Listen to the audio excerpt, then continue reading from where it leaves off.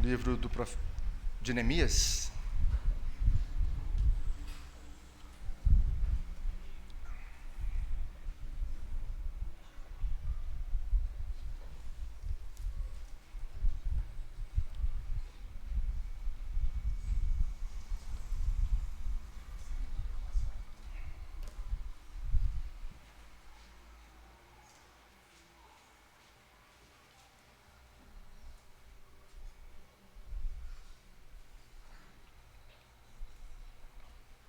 Neemias capítulo 4.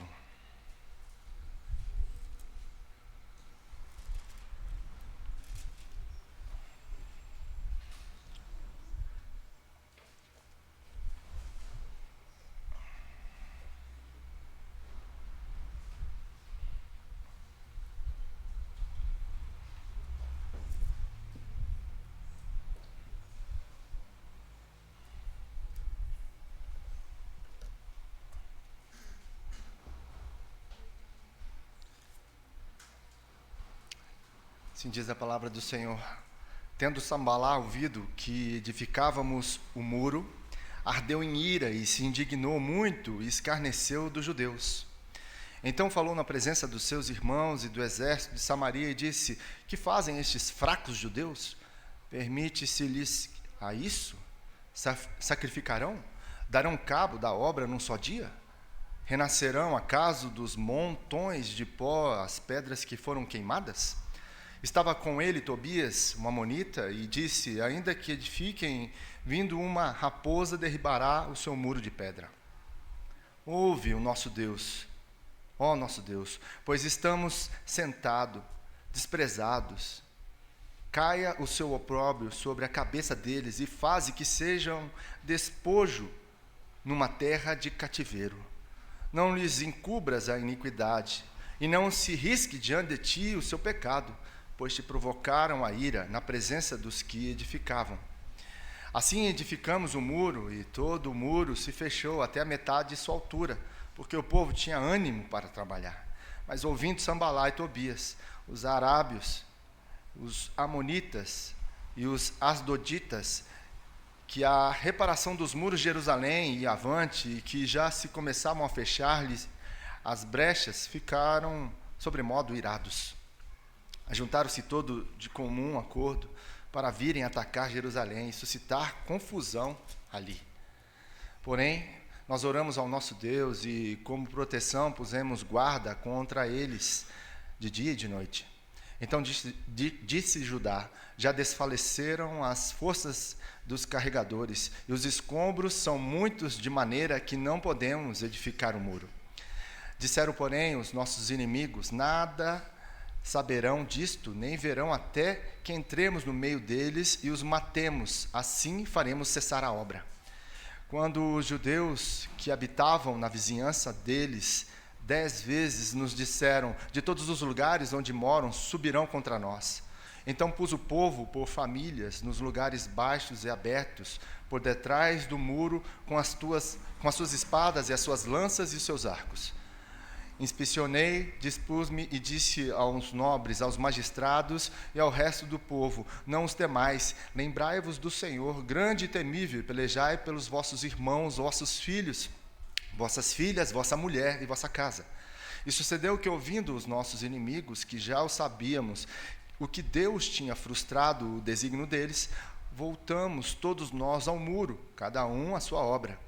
Daquele dia em diante, metade dos meus moços trabalhava na obra, e a outra metade empunhava lanças, escudos, arcos e couraças, e os chefes estavam por detrás de toda a casa de Judá. Os carregadores que por si mesmos tomavam as cargas, cada um com uma das mãos vazia a obra e com a outra segurava a arma. Os edificadores, cada um trazia a sua espada à cinta, e assim edificavam. O que tocava a trombeta estava junto de mim. Disse aos seus nobres, aos magistrados e ao resto do povo: Grande e extensa é a obra, e nós estamos no muro, muito separados, longe um dos outros. No lugar em que ouvirdes o som da trombeta, para ali acorrei a ter conosco. O nosso Deus pelejará por nós. Assim trabalhávamos na obra, e metade empunhava as lanças desde o raiar do dia até o sair das estrelas. Também nesse mesmo tempo disse eu ao povo, cada um com o seu moço fique em Jerusalém, para que de noite nos sirvam de guarda e de dia trabalhem. Nem eu, nem meus irmãos, nem meus moços, nem os homens de guarda que me seguiam, largávamos as nossas vestes, cada um se deitava com as armas à sua direita. Nós estamos aí nesse caminhar na vida de Neemias e do povo de Israel, na reconstrução do muro de Jerusalém. E hoje, nós, diante desse texto que nós lemos aqui, algo que nós devemos ter em mente é que nós não devemos menosprezar a oposição. Nós não devemos menosprezar a oposição. Você pode trocar a oposição também por conflitos. Não menospreze os conflitos. E o que significa a oposição ou conflito? Ela é o ato de opor ou opor-se contra algo ou alguém, ou seja, de colocar-se contrário diante de alguma situação. É fazer objeção diante de uma proposta, de uma ação ou de fatos. Isso significa oposição. E o que acontece em relação à oposição são conflitos interpessoais, entre pessoas que isso acontece. E algo que nós podemos perceber em relação à oposição são dois viés. O primeiro é que a oposição, ela pode ser uma oposição legítima. Ela pode ter legitimidade na sua oposição. Ela pode ser verdadeira. Existem pessoas que se opõem umas às outras, mas com a verdade. Então, ela é legítima. Mas existem oposições também que são injustas. E com isso, nós devemos ter sabedoria e discernimento para ver que tipo de oposição está sendo feita contra nós e também nós em relação aos outros. Porque muitas vezes a nossa oposição é injusta. Muitas vezes a nossa oposição ela não é legítima, ela não é verdadeira. E, ao contrário, é a mesma coisa. E como discernir isso? Isso é difícil, não é fácil. Nós precisamos da palavra do Senhor, nós precisamos da sabedoria do Senhor, para que nós venhamos a entender, então, em relação à oposição, aquilo que é legítimo e aquilo que é injusto, aquilo que é uma oposição justa ou uma posição injusta. E para que nós venhamos reconhecer a oposição sendo justa, reconhecendo a oposição sendo justa, nós precisamos ter humildade e reconsiderar o nosso ponto de vista, reconsiderar aquilo que nós muitas vezes temos como verdade para nós, mas que no fundo não é verdade. E aí nós precisamos ter a humildade e reconsiderar certas coisas para que a gente possa ver a oposição como benéfico para a nossa vida, para o nosso crescimento. Isso é bom para nós. Mas também nós precisamos entender que muitas vezes essa oposição ela é injusta e nós precisamos então ter sabedoria e entendimento de como combater essa oposição. E diante do texto que nós lemos, eu quero colocar quem é o nosso maior opositor hoje. Quem é o grande opositor da igreja do Senhor? Satanás. E nós podemos ver isso lá em 1 Pedro capítulo 5, versículo 8 e 9, que diz assim: estejam alertas e vigiem. O diabo, o inimigo de vocês, anda ao redor como um leão, rugindo e procurando a quem possa devorar. Resistam-lhe, permanecendo firmes na fé, sabendo que os irmãos que vocês têm em todo o mundo estão passando pelos mesmos sofrimentos. Pedro alerta aqui a igreja do Senhor a respeito do inimigo da igreja. O inimigo nosso é o diabo, o acusador, aquele que nos opõe. A palavra inimigo de vocês que Pedro usa aqui é a palavra opositor, aqueles que se opõem, aquele que opõe à igreja, aquele que opõe aos filhos de Deus. E nós devemos estar alertas e vigilantes quanto àquilo que o diabo tem feito para a sua igreja, quanto àquilo que o diabo tem feito e armado para nós. Paulo vai falar Vai falar isso também lá em Efésios, capítulo 6, versículo 11 e 12, a respeito das ciladas do diabo, em que diz assim: vistam toda a armadura de Deus, para poderem ficarem firmes contra as ciladas do diabo, pois a nossa luta não é contra a carne, contra os seres humanos, mas contra os poderes e autoridades, contra os dominadores deste mundo de trevas, contra as forças espirituais do mal nas regiões celestiais. A palavra que Paulo usa aqui, ciladas do diabo, significa armadilhas, arapucas que o diabo arma para que ele venha nos derrotar, para que ele venha fazer com que nós caiamos em tentação. E o cuidado que nós devemos ter, então, diante dos seus ataques, que está, como diz Pedro, como um leão ao derredor, procurando uma brecha para nos atacar. Esse é o nosso opositor. E percebem no versículo em que Paulo frisa: olha, a nossa luta não é contra as pessoas. A nossa luta é contra os poderes e autoridades, é contra os dominadores deste mundo em trevas, é contra as forças espirituais do mal nas regiões celestiais. Paulo ele usa aos irmãos em Efésios três frases a respeito desse nosso inimigo. E nós devemos tomar cuidado, nós devemos estar atentos em relação à ação de Satanás na vida das pessoas.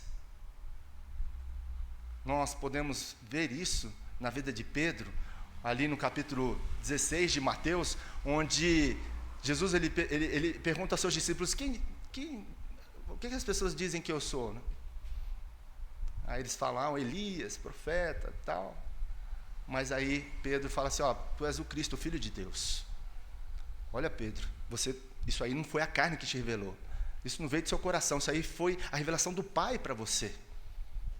Foi uma revelação. Deus usou Pedro ali. Ele foi usado por Deus. Mas logo depois, o que acontece? Jesus começa a falar da crucificação, de que ele ia padecer, de que ele ia sofrer, morrer na cruz, e Pedro chama Jesus no canto e põe o dedo no peito dele e fala assim: Jesus, o senhor não vai para a cruz não, o senhor não vai padecer não. E Jesus vira para ele e fala assim: para trás de mim, Satanás. Para trás de mim. Satanás queria tirar Jesus da cruz e usou Pedro para isso, usou a boca de Pedro. Da mesma boca saiu bênção e saiu também maldição. Olha só, a situação que muitas vezes o diabo usa pessoas, usa palavras para nos machucar, para nos ferir, para nos opor, para nos denegrir, e nós devemos tomar cuidado com o que as pessoas falam, com o que as pessoas fazem para conosco. A oposição contrária, a oposição má, que quer nos derrubar. Nós devemos tomar cuidado com isso. Então, toda a oposição, meus queridos, ela é injusta. E como que nós devemos discernir quando a oposição é justa ou injusta? Como lidar, então, com essa oposição injusta? Como que nós devemos prosseguir com isso? Com essa imposição injusta. Então, toda a oposição ela é injusta quando ela tem por motivação três coisas. Preste bem atenção nisso. Toda oposição ela é injusta quando tem por motivação três coisas, três situações. Primeiro, interesses pessoais, obscuros e desonestos. Quando as pessoas ela têm interesses pessoais, só dela. E esses interesses são obscuros, são desonestos. E ele se opõe a você com injustiça, porque ele quer ser desonesto com você, ele quer puxar o seu tapete. Ele quer passar você para trás, algo que é feito na escuridão, nas trevas. E eu sempre falo aqui, tudo aquilo que é feito nas trevas, na escuridão, no escondido, pertence a Satanás. Porque Deus traz tudo na luz. O nosso Deus é o Deus da luz. Tanto é que quando tem pecado escondido, o que acontece? Deus vai trazer a luz, meu irmão. E é o cuidado que a gente tem. Se nós vivemos em pecado domesticado, uma hora Deus vem, Ele quer que você confesse, que você quebrante, que você se arrependa, que você volte para os seus caminhos, porque se você continuar com o pecado escondido, uma hora vem a luz, tudo vem à luz, tudo vem à luz, tudo aquilo que é pecado, tudo aquilo que está debaixo do tapete, vem à luz, para justos e injustos. O nosso Deus é um Deus justo, e quando Ele aplica a sua justiça em meio à graça e misericórdia, as coisas se revelam, as coisas vêm às claras, porque o nosso Deus é um Deus de luz, e o crente tem que andar na luz. Nós somos chamados das trevas para o reino do seu amor, para a luz. Nós devemos viver na luz. Então, toda oposição que é injusta, quando tem motivação, interesses pessoais obscuros, tratados nos cantos, nos guetos, e são desonestos. Segundo, toda oposição é injusta quando tem por motivação o ressentimento pela perda de influência ou poder. Quando você se ressente da perda de influência em alguma área da sua vida, seja no trabalho, principalmente, quando você perde poder, e há um ressentimento pela perda dessa influência e desse poder, então você começa a opor injustamente as pessoas que te fizeram mal, de certa forma. E é algo que nós devemos tomar cuidado em relação a ressentimento. Pessoas, às vezes, que estão ressentidas conosco por alguma coisa que nós fizemos a ela, em relação à perda de influência, à perda de poder. E aí nós nos opomos em relação a essas pessoas injustamente, não na verdade. Terceira coisa, em relação a toda oposição que é injusta, quando tem por motivação uma causa correta com um processo errado. A causa, ela é correta, mas o processo para julgar a causa, ela é errada. A forma de julgar a causa, ela é errada.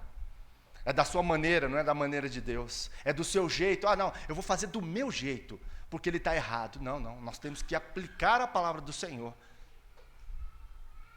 Diante de uma causa que é correta, nós devemos aplicar a palavra do Senhor para que o processo seja correto, para que o processo seja verdadeiro, seja segundo a vontade do Senhor, não segundo a nossa vontade, mas segundo a vontade do Senhor.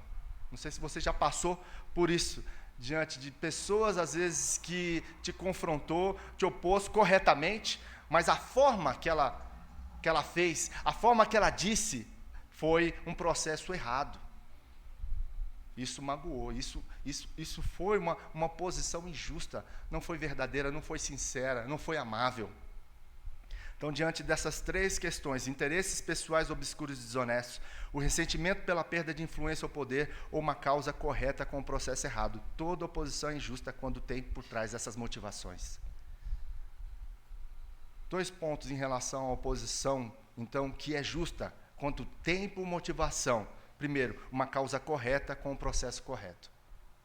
A oposição ela é justa quando tem por motivação uma causa correta com um processo correto. E como que eu vejo isso? Eu tenho que ter uma avaliação profunda e sincera do fato. Eu preciso avaliar profundamente aquilo que a pessoa fez, aquilo que a pessoa está fazendo, e ser sincera, não esconder nada, ser sincera. E nós temos uma grande dificuldade na cultura brasileira de ser sinceros. Nós temos essa dificuldade de falar a verdade em amor, com sinceridade. Não, eu vou perder o amigo. Não, deixa para lá. Nós usamos essa palavra. Não, vai dar desgaste. Essa DR vai dar desgaste. A gente usa, né? Vamos evitar a fadiga. Mas não. Nós somos chamados para viver a verdade, para levar todas as pessoas que estão ao nosso redor à verdade. Nós precisamos fazer uma oposição justa em relação às pessoas, com uma causa correta e com um processo correto. Por isso, então, avalie profundamente, com sinceridade, a situação. E para isso, nós precisamos de tempo de reflexão. A Bíblia diz que nós pecamos quando nós precipitamos nas nossas palavras ou atitudes. Provérbios fala isso. Batata, se você, na hora, você der uma resposta, no calor de uma conversa, provavelmente você vai pecar, você vai errar, você vai, às vezes, vai fazer uma oposição injusta, e para isso, você precisa refletir, você precisa acalmar seu coração em Deus, para ter um tempo de reflexão, para avaliar, isso é importante ou não. O que aconteceu quando Neemias recebeu a notícia de Jerusalém, que os muros estavam derribados? Ele pegou as coisas dele, correu e foi lá? Não, ele ficou 4 meses, orando e jejuando, ele refletindo a respeito do que ele deveria fazer, do que Deus ensinaria ao seu coração e acalmaria seu coração para o plano que ele deveria cumprir, segundo a vontade de Deus. Então, diante dessa avaliação profunda e sincera, você precisa de tempo de reflexão, você precisa de conselhos sábios, de pessoas sábias, pessoas com uma quilometragem maior que a sua, onde vai falar: meu filho, eu já passei por esse caminho, Eu já vi pessoas passar por esse caminho vai dar nisso, cuidado, pode dar nisso, a gente não tem certeza. Mas os mais experientes, as pessoas mais sábias, têm conselho sábio. A Bíblia fala que na multidão, né, de conselhos há sabedoria. Há sabedoria. E nós adquirimos sabedoria quando nós nos aconselhamos com pessoas mais sábias. Uma causa correta com um processo correto, então, precisa de avaliação profunda e sincera e de diálogo pessoal. Nós precisamos dialogar pessoalmente com a pessoa. E é uma diferença muito grande de confrontos públicos, quando nós, assim, dialogamos com pessoas e colocamos isso no público. Não. E também conversas de bastidores. Aquilo que eu tenho para falar para uma pessoa, eu vou até a pessoa. Eu não uso telefone sem fio, né? Eu não uso os bastidores. Você viu fulano de tal que ele fez? Deixa eu contar aqui, ó. Mas não é para passar para frente, né, meu irmão? Não fala nada, não fala que eu te falei. Já viu esse versículo? Não fala que eu te falei? É um versículo, né? Versículo da Bíblia da heresia. É o compartilhamento de quando nós não chegamos com sinceridade, amor a uma pessoa e falamos assim: olha, eu preciso conversar com você a respeito desse assunto, a respeito do que tem acontecido com a sua vida, tenho percebido isso, eu posso estar errado, né? Mas eu tenho, né, visto algumas coisas, tenho buscado a direção de Deus, e diante disso, né, eu quero, né, falar com você. Você não precisa falar as coisas em público, nós não devemos confrontar as pessoas publicamente. Aquilo que é pessoal, resolva pessoalmente. A Bíblia diz em Mateus 18, se teu irmão pecar contra ti, vai até ele. Converse com ele, fale com ele, dialogue com ele. Não fale com os outros, fale com ele. Uma causa correta com um processo correto precisa de avaliação profunda e sincera, diálogo pessoal e de falar a verdade em amor. Falar a verdade em amor. Nós precisamos falar a verdade em amor. Não deixar de falar a verdade, mas falar em amor. Não é isso que Jesus nos ensinou? Que nós devemos amar ao próximo como a nós mesmos? Então, se nós devemos amar o próximo como a nós mesmos, nós devemos falar as coisas para o nosso próximo, como nós também queríamos que falassem para nós. Falar a verdade em amor é algo que nós devemos aprender com o Senhor Jesus. E às vezes a verdade, ela dói, ela machuca. Não vou falar porque vai doer. Fala em amor, vai doer, mas vai ser em amor. Você bate no seu filho no ódio? Você disciplina o seu filho no ódio? Não, você disciplina em amor. Você não pode disciplinar na ira. Por isso você tem que acalmar seu coração para depois você aplicar a disciplina. Porque ela tem que ser em amor. E a verdade, então, ela tem que ser falada em amor. Então, uma causa correta, com um processo correto, ela precisa ter avaliação profunda e sincera, diálogo pessoal e falar a verdade em amor. Segundo ponto em relação à oposição justa, quando ela tem por motivação combater uma ideia, uma proposta ou um método de execução, não a pessoa. Então você não vai combater a pessoa, você vai combater a ideia, a proposta ou o método que ela está colocando. Não a pessoa. Você não vai cancelar a pessoa por causa que ela tem uma ideia contrária à sua, uma ideia errada, uma proposta que não condiz com a palavra do Senhor, métodos que não são aprovados, que não são legais. Você vai combater esses métodos, não a pessoa. A gente tem muita facilidade de confundir, de misturar as coisas. A gente joga o bebê, a água suja, tudo junto. Não, joga a água fora, conserve o bebê, fale com amor, justamente não cancele a pessoa, não trate a pessoa por aquilo que ela pensa diferentemente de você e que possivelmente pode estar errado. Mas combata a sua ideia, a sua proposta e o seu método, não a pessoa.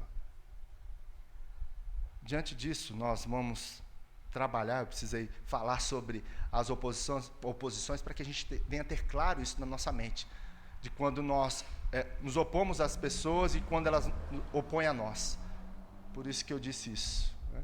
Depois que, se você não guardou aqui, depois, né, vai estar gravado aí, né, Wagner? Aí você pode ir lá e detalhar e pegar com mais calma. Isso que é muito importante para que a gente venha entender em relação às pessoas que se opõem a nós E muitas vezes nós opomos as pessoas. Isso é legítimo, é justo ou injusto? Como que nós devemos proceder em relação a isso? Como nós devemos nos colocar diante das oposições que são injustas e justas, das pessoas para nós e de nós para com as pessoas? O texto que nós lemos, então, nós vamos ver como Neemias lida com a oposição injusta. O texto vai falar dessa oposição que é injusta. Logo no versículo 1 do capítulo 4, diz aí: tendo Sambalá ouvido que edificávamos o muro, ardeu em ira, e se indignou muito e escarneceu dos judeus. O que o texto fala aí? Que ele se ardeu em ira por causa da construção do muro. Por que ele se enfureceu? Por que ele ficou irado com isso? Era uma bênção, os muros seriam reconstruídos. Sambalá era da província de Samaria, próximo ali. E o que estava acontecendo com os muros derribados de Jerusalém? Samaria estava prosperando, politicamente estava bem financeiramente. Com os muros reconstruídos, os ataques a Samaria poderiam ser ruins para ele. Então Samaria cairia num processo difícil aí de queda.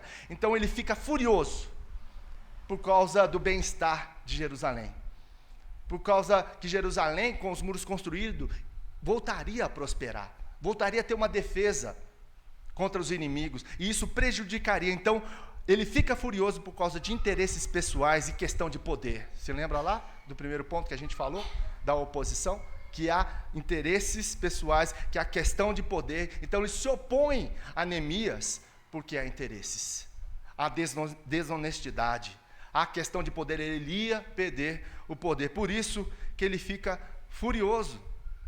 É tão ruim, né? Às vezes a gente não se alegra com a vitória daqueles que estão ao nosso redor. A Bíblia fala que nós devemos chorar com os que choram e se alegrar com aqueles que se alegram. E muitas vezes a gente fica com inveja, ciúme do irmão que está prosperando, está caminhando, está sendo bênção, está lá, formou, está galgando na empresa vários degraus, várias promoções, está abençoando. Em vez de você se alegrar com ele, você fica triste. Nossa, por que fulano de tal tá e eu não saio do lugar? Nossa. Você já teve sentimento ou só eu que tive? Só o meu coração pecaminoso, né? Eu não falei para ninguém, mas meu coração sentiu isso, né? E aí a gente fica assim, triste. E a gente se opõe dentro de nós. Às vezes não expressamos isso, mas dentro de nós a gente se opõe às pessoas que estão crescendo, que estão sendo abençoadas por Deus. E nós, como povo de Deus, está triste, está sofrendo, vamos sofrer junto. Está alegre, compartilhe da sua alegria. Que bênção, irmão. Não, glória a Deus que você conseguiu aí essa casa, esse trabalho, esse novo trabalho. Deus está te abençoando. E eu fico feliz com isso, meu irmão. Nós vivemos num mundo que não é assim, em que as pessoas elas começam a galgar um espaço com verdade, com trabalho. As pessoas se opõem, falam assim: não, há inveja, há ciúmes, quer puxar o tapete, por que ela e não eu? A gente quer sempre expressar o nosso egoísmo diante das pessoas, e não louvar a Deus e agradecer a Deus pela bênção que Deus tem derramado sobre a vida das pessoas, se alegrar com a vitória dos outros. E nós vemos aqui no caso de Sambalá, que ele ficou furioso com Neemias, um povo de Israel que estava construindo ali os muros de Jerusalém. Então ele se opõe, isso é uma oposição injusta. E aí, o que acontece? Existe uma estratégia, existem 4 estratégias no texto que Neemias vai usar contra o que acontece aqui em relação à oposição injusta. 4 estratégias. A primeira estratégia, nós vemos, não lá no texto, mas no capítulo 2, no versículo 19, que nós já meditamos sobre ele, que diz assim: porém, Sambalá, o horonita, e Tobias, o servo amonita, e Gesem, o arábio, quando o souberam, zombaram de nós e nos desprezaram. Zombaram deles, porque eles iriam reconstruir o muro. Qual que é a primeira estratégia daqueles que fazem uma oposição injusta? Desprezo.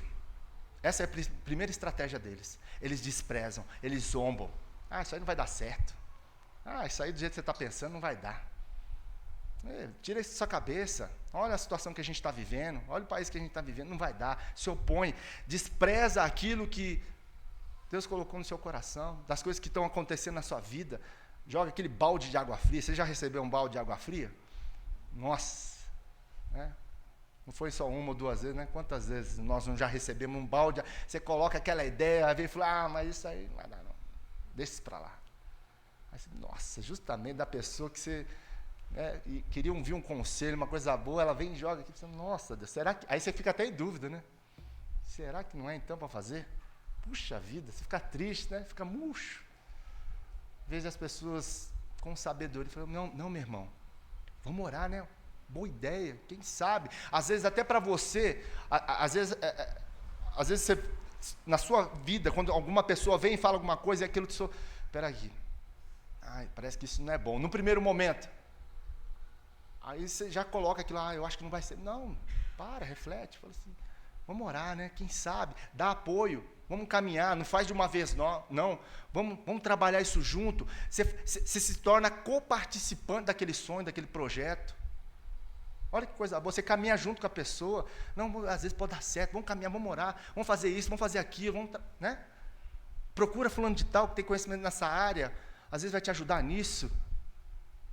Mas não, a gente já corta. Não, isso aí vai dar trabalho. Não vale a pena. Meu irmão, tem um monte de gente, a estratégia da oposição injusta é desprezar, muitas vezes, aquilo que você fala. Quando você ouvir alguma coisa, cuidado, receba aquilo, não deixa tomar conta do seu coração. A crítica, ela tem que, às vezes, a gente tem que pegar a crítica e avaliar, porque às vezes a pessoa pode estar certa, mas a forma que ela não falou, aí você diz, não, ela falou isso, mas aí eu vou eliminar isso do jeito que ela falou. Você precisa ter isso, você precisa amadurecer aquilo que as pessoas falam, não rejeitar, não, eu entendo, fulano de tal tem as suas limitações. A gente precisa ser maduro na fé, maduro no ouvir as pessoas também. A pessoa que, aí desanima, não vai dar, deixa tudo porque a pessoa falou. Não, meu irmão. Cuidado com aqueles que têm oposição injusta, que a estratégia dele é desprezar. Não ouve aqueles que desprezam os seus planos, os seus sonhos, as suas ideias. Cuidado com essas pessoas que de pronto elas já vêm desprezando. Foi o que aconteceu aqui. Com Sambalá, com Tobias, com Gesem, eles já chegaram, não vai dar, eles zombaram, tiraram sarro. Cuidado com essas pessoas, cuidado com elas. Segunda estratégia que a oposição injusta causa, no versículo 19 ainda, o que eles falam? Lá no final, e disseram, que é isso que fazeis? Quereis rebelar-se contra o rei? Vocês vão querer rebelar contra o rei? O Todo-Poderoso? O rei da Pérsia? Vocês estão ficando doidos? Aí, você está vendo que fake news é só agora? Existia fake news lá também. Neemias foi com a autoridade de quem? Com o aval de quem? Do próprio rei. O rei não deu cartas para ele passar lá no Rio Eufrates, nas divisas, mandou ainda soldado com ele. Neemias tinha essa carta. E olha o que eles falam assim, vocês vão desobedecer o rei? Não vai dar certo. Não, hein? Vocês vão ficar... Isso é rebeldia. Você já falou, vocês nem falaram com ele, isso é rebeldia. Então, fake news, pessoas que falam notícias erradas. Cuidado, já existia fake news aí. A gente vive no tempo da fake news. Cuidado com aquilo que você ouve. A fonte, da onde que é a fonte? Quem são as pessoas? O que elas fazem? O tipo de pensamento? Cuidado com essas pessoas que espalham fake news. Então, a segunda estratégia da oposição injusta é difamação. Eles vão difamar você. Eles vão difamar. Cuidado com isso. Com desprezo, com a difamação. E a terceira estratégia que eles usam, capítulo 4, voltando lá, versículo 2. Então falou na presença de seus irmãos e do exército de Samaria e disse, que fazem estes fracos judeus? Permite-se-lhes a isso? Sacrificarão, darão cabo da obra num só dia, renascerão acaso dos montões de pó as pedras que foram queimadas? Olha só o que eles estão fazendo. É na presença dos seus compatriotas que eles fazem isso, dos poderosos de Samaria. O que eles estão? Qual que é a estratégia da oposição injusta? Eles fazem aliados. Eles fazem aliados.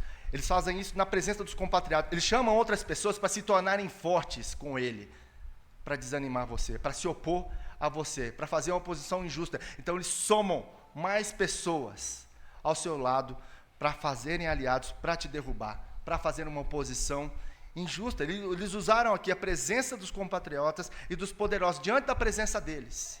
Isso não vai dar certo. Eles fazem aliados para te derrubar, para te opor. Interessante que, antes de ir para a quarta e última estratégia, no versículo 4, tem uma reação de Neemias. Qual que é a reação? Logo no versículo 4, no início, ele diz o quê? Ouve, ó nosso Deus. Isso aqui é a oração de Neemias. É a oração. Neemias dá de bate pronto? Ele vai orar a Deus diante das estratégias de oposição injusta, diante do desprezo, diante da difamação e diante de fazer aliados. Ele vai orar, ele vai buscar a direção de Deus. Deus, o que eu devo fazer? Ouve, Deus. Ele vai colocar o seu coração diante de Deus, diante daquilo que ele ouviu. Ele vai apresentar o seu coração em secreto para Deus, não é para os outros. Isso aqui é a oração secreta de Neemias para o Senhor. Ouve-nos, ó Deus. E aí, qual que é o teor da oração dele? Sinceridade. Olha o texto, versículo 5. Continua o versículo 4. Ouve, ó nosso Deus, pois estamos sendo desprezados. Cai o seu opróbrio sobre a cabeça deles, e faze que sejam despojo numa terra de cativeiro. Não lhes encobrarás a iniquidade, e não se risque diante de ti o seu pecado, pois te provocaram a ira na presença dos que edificavam. Isso aqui é uma oração imprecatória. O que é uma oração imprecatória? Nós vemos isso nos vários salmos de Davi, em que Davi fala para Deus: Deus, quebra o dente deles, rebenta com eles. Davi fala isso em público? Não. Ele rasga o seu coração diante do Senhor. Sinceridade. A gente às vezes escutando, a gente fica orando diante de Deus, achando que ele é um velhinho ali, que se a gente falar alguma coisa vai ofender Deus. A gente vai ofender Deus. Deus conhece nosso coração. Seja sincero, rasgue o seu coração diante do Senhor, diante das pessoas que te fazem mal, diante das pessoas que estão te opondo injustamente. Abra o seu coração. O fulano de tal falou assim de mim. Deus, abra o seu coração, seja sincero. Existem pessoas más que querem o nosso mal. E olha a oração dele aqui, fala para nem perdoar ele. Coloca isso diante dele. Há uma sinceridade do coração de Neemias diante dessa situação. E nós vemos também, aí no versículo 5, ele continua falando a respeito disso. E o teor também é de mansidão. O que Neemias está colocando diante de Deus na sua oração é sinceridade, e ele está sendo manso, colocando dessa forma assim, sendo manso. Se lembre quando Moisés, a palavra de Deus fala que Moisés, a Bíblia diz que Moisés foi o homem mais manso da terra. Um exemplo disso é quando a sua irmã Miriam, ela começa a fazer oposição a Moisés diante do povo, começa a falar mal de Moisés. Ela e o seu irmão falam mal de Moisés diante do povo. E o que Moisés faz? Entrega para Deus. Ele abaixa a cabeça e entrega para o Senhor. Ele não faz nada. Senhor, julga a minha causa. É isso que Moisés faz. Isso é mansidão. É isso que Neemias faz. Neemias não faz isso na presença dos seus adversários, dos seus opositores injustamente. Ele faz isso diante de Deus. Está aqui minha causa. Está aqui o meu coração. Eu rasgo o meu coração diante do Senhor. Faça-se a tua vontade. Esse é o meu desejo, mas que seja feita a tua vontade. A oração tem esse teor aqui também, diante de Deus. A gente ora, você já viu? Quando você começa a oração, você vai falando, aí Deus vai trabalhando no seu coração. O Espírito Santo intercede por nós com gemidos inexprimíveis. Ele vai corrigindo a nossa oração, ele vai trazendo paz, ele vai moldando o nosso coração segundo a vontade do Senhor. Por isso que a oração não muda o coração de Deus. C.S. Lewis fala isso, ele muda o nosso coração. Por isso que a oração é importante, porque ali você está despejando, abrindo o seu coração em sinceridade, aí Deus vai acalmando, vai trazendo a sua vontade para o seu coração, vai mudando, vai transformando. Meu filho, não é desse jeito, é por aqui, deixa eu agir. Eu sou o vingador. Você não precisa vingar, não. Você não precisa se vingar. Nós vemos isso ao longo do texto, e que ele não fez nenhuma vingança contra os seus adversários, contra os seus opositores. Ele foi trabalhar e colocou na mão de Deus, e Deus o fez. Porque Deus é o vingador, nós não somos vingador, é Deus que vai se vingar. A ira pertence ao Senhor. Deixa Ele fazer. Coloque a sua causa. Qual que é a sua causa? Diante do Senhor. Ele é o nosso advogado que está junto ao Pai. Ele julga a nossa causa, julga a minha causa, a sua causa. Então, se você está sofrendo uma oposição injusta, apresente diante do Senhor. Não vai lá tirar satisfação. Quem faz isso é ímpio, que não conhece a Deus, que não teme a Deus, porque nós temos um Deus todo-poderoso, que muda a história, que transforma corações, que faz com que situações e cenas aos nossos olhos estejam de uma certa forma, e Ele muda todo o cenário, e muda toda a história. Num piscar de olhos, porque Ele é Deus todo-poderoso. É Ele que faz, é Ele que transforma, é Ele que cuida. A história está nas suas mãos. Nós somos dependentes dEle. Por isso, coloque a sua causa diante do Senhor. Qual é a sua causa? Apresente diante do Senhor, assim como Neemias apresentou. Apresente. Não tome pelas suas próprias mãos de querer fazer justiça, porque nós vamos errar. A nossa mão ela é descalibrada. A nossa justiça é descalibrada. A nossa justiça é como trapos de imundícia, que Isaías diz. Não presta, fede. Agora, a justiça de Deus é perfeita. A justiça de Deus, ela age com misericórdia, com amor, com graça. Entrega para Ele, que com certeza Ele vai julgar melhor do que eu e do que você. Fique tranquilo, descanse no Senhor. Faça como Neemias. E o texto continua no versículo 6, até a gente chegar à quarta estratégia. Ele diz assim no versículo 6, assim edificamos o muro. Olha aí, ele rasgou o coração diante do Senhor, e aí ele vai. Assim edificamos o muro. Ele chega para o povo, vamos construir o muro. E todo o muro, então, se fechou até a metade. Você percebe aí que Neemias não foi tirar satisfação? Não foi tirar satisfação com Tobias, com Sambalá. Ele foi falar com o povo e, gente, vamos trabalhar que Deus vai cuidar da gente. Deus vai trabalhar por nós. Deus trabalha por nós. Isso fala, Isaías 64:4 fala que desde a antiguidade Deus trabalha para aqueles que nele esperam. Olha que beleza. É meu, somente meu, todo o trabalho, e o teu trabalho é descansar em mim. Descansa no Senhor, espere nele, e o mais ele fará. Confie. E Neemias, então, ele começa a edificar o muro junto com o povo. Vamos trabalhar, gente. Vamos lá, todo o povo olhar para frente. E o muro, então, se fechou até a metade da sua altura, porque o povo tinha ânimo para trabalhar. Olha só, você fica desanimado quando você olha para um opositor, né? Você fica olhando para ele, foca ele, tira o olho do problema, tira o olho da circunstância, tira o olho daquele que está te opondo, fazendo mal para você. Foque em Jesus. Continue. Não olhe para as circunstâncias. Olhe para o amor de Deus, que te consola, que te conforta, que gera no seu coração uma paz que excede todo entendimento, para que no meio da guerra você prossiga para fazer a vontade do Senhor na sua vida. E aí, versículo 7. Mas ouvindo Sambalá, olha aí o opositor de novo, e Tobias, os arábios, os amonitas e os asdotitas, que a reparação dos muros de Jerusalém ia avante, e que já se começaram a fechar-lhe a brechas, ficaram sobremodo o quê? Olha os homens furiosos de novo aí, o povo está prosperando de novo, e eles ficaram irados. A oposição ficou sabendo que o muro estava a todo vapor, e de novo veio, praga. Né? Sempre tem esse aí que fica lá, né? Cutucando a gente, que fica querendo tirar a nossa paz. E os homens ficaram furiosos quanto a isso. Deixa ficar furioso, viu, gente? Deus cuida deles. Deixa para lá. Aí aquela fazinha que está nervoso, vai pescar, meu filho. Não é não, Tiago? Pescar é bom. Vai, deixa falar. Deixa os opositores falar, deixa ficar furioso. Continue naquilo que Deus tem colocado nas suas mãos para realizar. Quarta e última estratégia. Então, insatisfeitos, furiosos, o que o versículo 8 vai dizer? Ajuntaram-se todos de comum acordo para virem atacar Jerusalém e suscitar confusão ali, olha aí. Vamos juntar toda uma gangue aqui, né? E vamos atacar Jerusalém. Vamos trazer o que ali?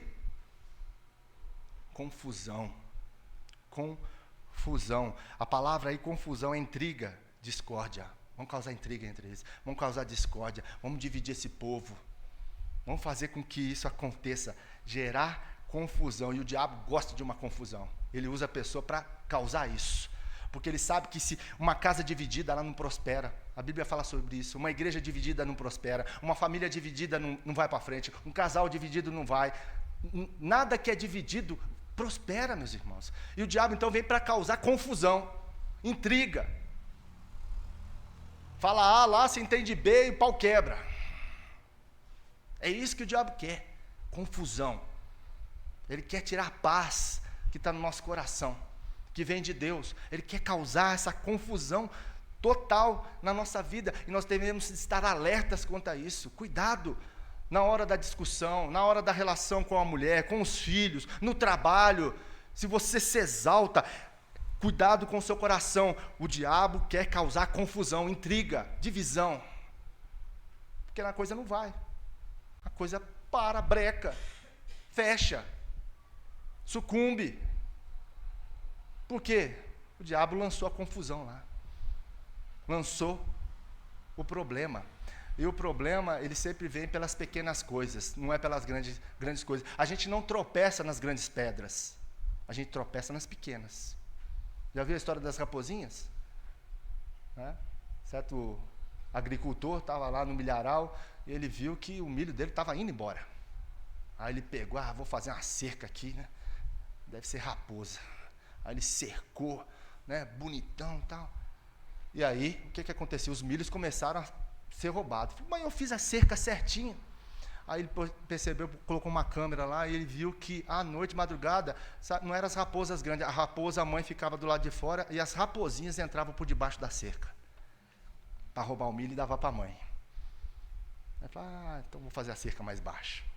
São as raposinhas, são as pequenas coisas que causam um conflito, a confusão.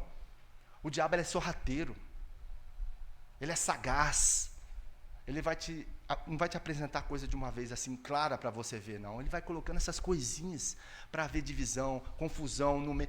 Abra os seus olhos para isso, abra os seus olhos para ver o que o diabo tem semeado na sua vida, na sua família, na sua relação com marido e mulher, na igreja, no trabalho. Cuidado, cuidado. Às vezes uma pequena palavra, uma pequena frase mal entendida, você criou um monte de coisa. É o diabo semeando, falando no seu coração, por causa de uma frase, de uma palavra mal interpretada. Cuidado, cuidado com isso, meus irmãos. Essa é a estratégia da oposição injusta. Olha o versículo 10.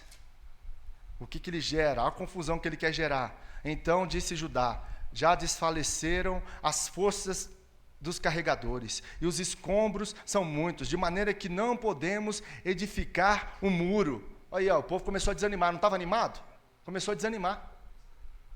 Não, está pesado, já não tem mais força, tem muito entulho, não vai dar. Olha a confusão, o que gerou? O que é isso? Medo. Eles começaram a ficar com medo. Olha o versículo 11. Disseram, porém, os nossos inimigos, nada saberão disto, nem verão, até que entremos no meio deles e o matemos. Assim faremos cessar a obra. Eles estavam com medo do que Tobias, Sambalá, falaram que iam fazer. Entrar em Jerusalém, lá no versículo 8, e causar confusão. Vamos atacar Jerusalém. E o povo recebeu essa palavra e começou a desanimar. Ficaram com medo. Cuidado com isso, meu irmão. Cuidado. Olhe para aquilo que você tem medo e perceba que muitas vezes o medo, ele não vem de Deus. Ele vem do inimigo, do opositor. Para que você freie, para que você pare, para que você retroceda, para que você olhe para trás e pare de caminhar naquilo que o Senhor te direciona, naquilo que o Senhor tem trabalhado na sua vida, para que você venha prosseguir.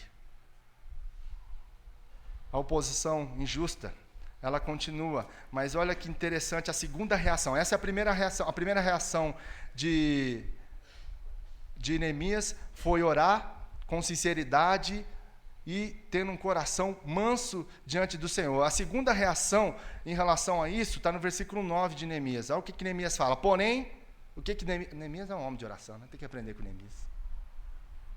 Nós oramos ao nosso Deus, e como proteção pusemos guarda contra eles de dia e de noite. Está vendo que tudo que Neemias vai fazer, ele ora antes?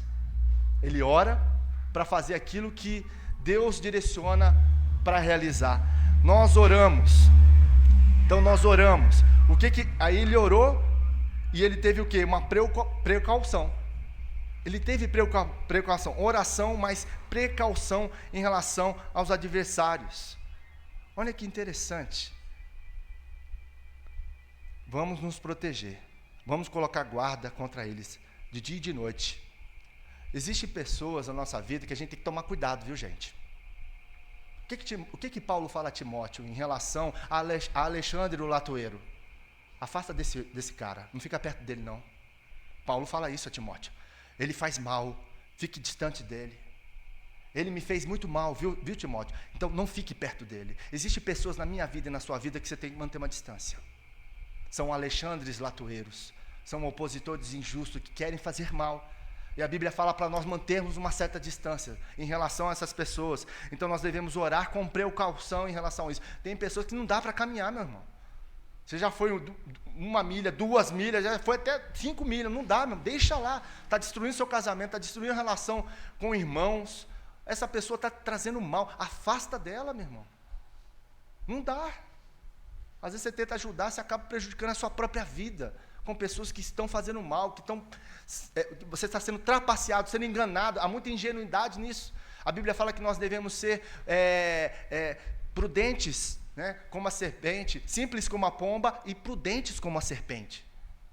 Cuidado com pessoas que estão ao seu redor e que estão fazendo mal a você. Mantenha uma certa distância. É o que Neemias aqui faz. Ele ora, ele tem preocupação, e ele tem uma segunda coisa que ele usa aqui na sua reação. Versículo 13. Então pôs o povo por famílias, nos lugares baixos e abertos, por detrás do muro, com as suas espadas e as suas lanças e os seus arcos. Ele junta o povo de novo.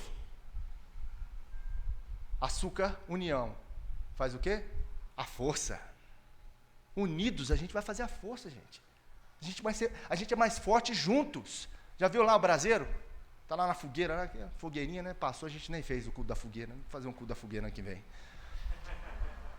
Aí lá na fogueira, o que você pega lá? Você vê lá o braseiro e tal. Aí é interessante a brasa, né? Uma brasa perto da outra, às vezes não tem nem fogo, mas elas estão quentes, né?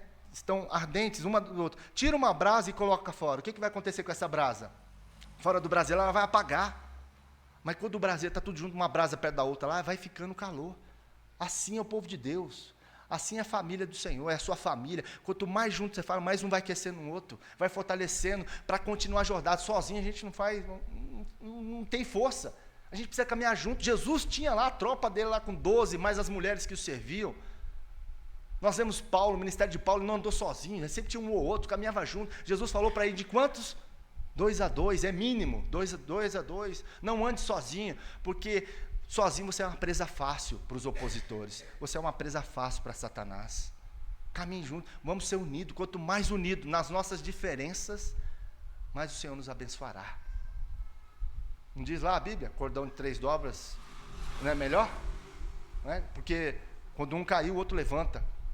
Está falando de amizade ali.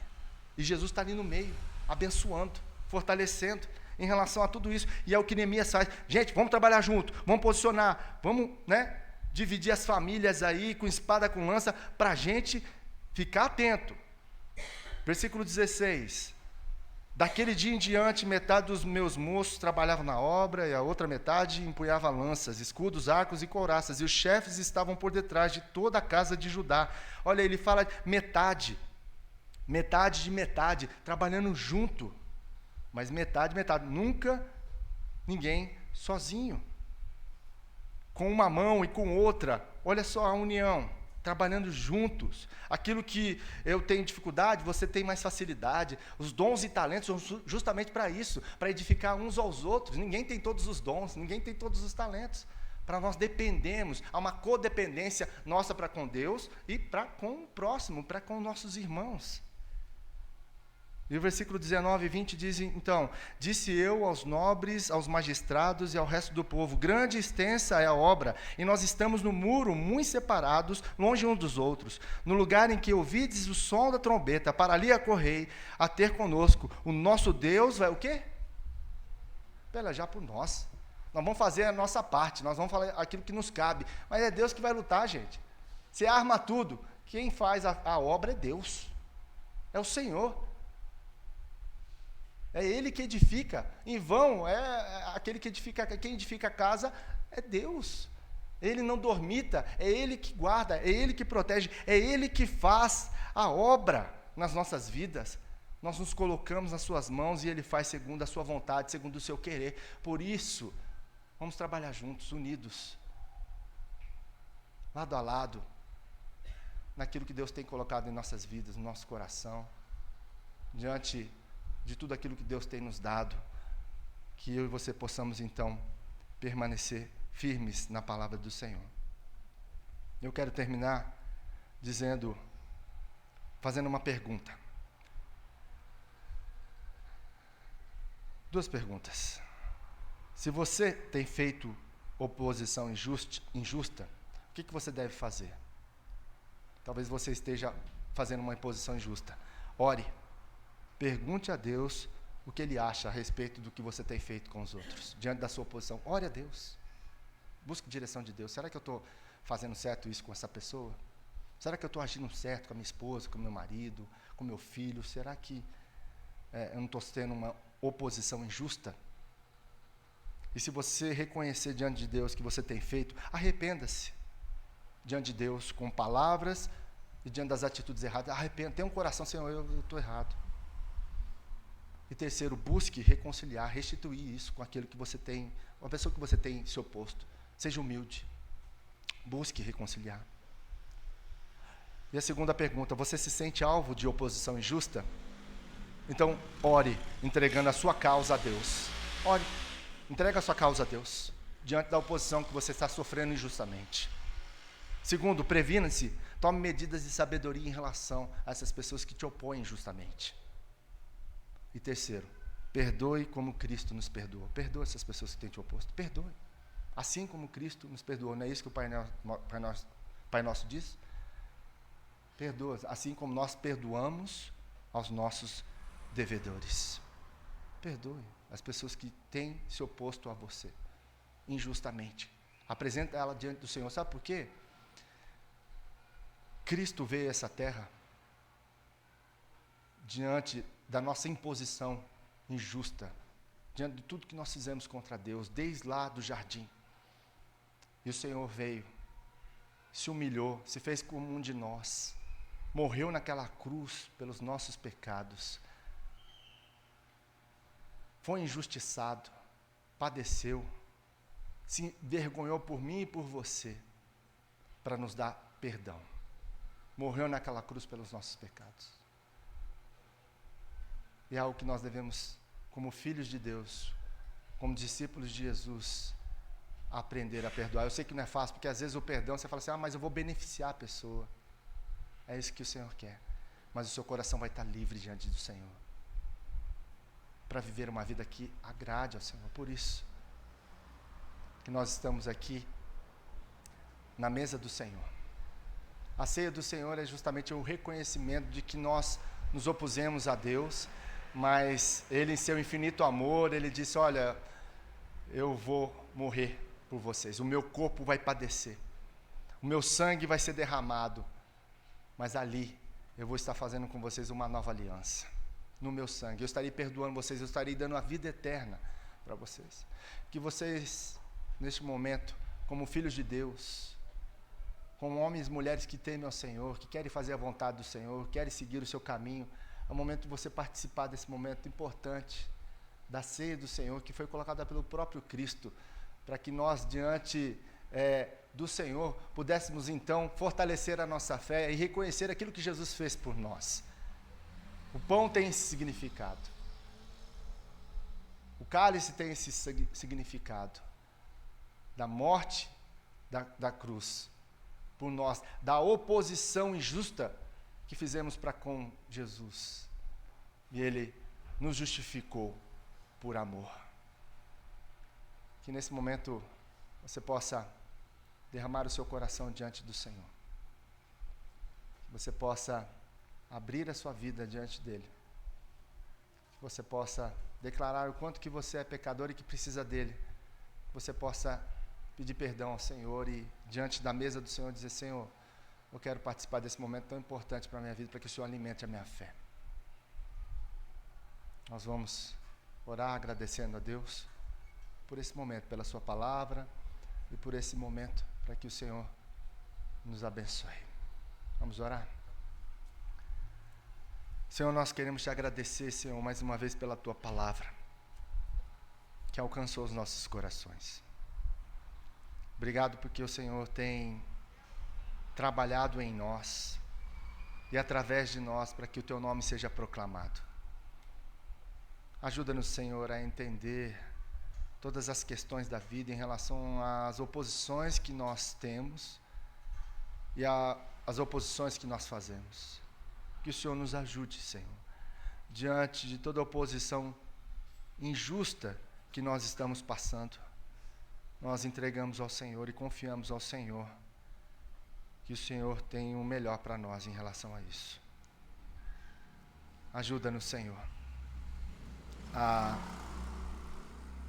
ser homens e mulheres que amam o Senhor e que têm o desejo de agradar ao Senhor.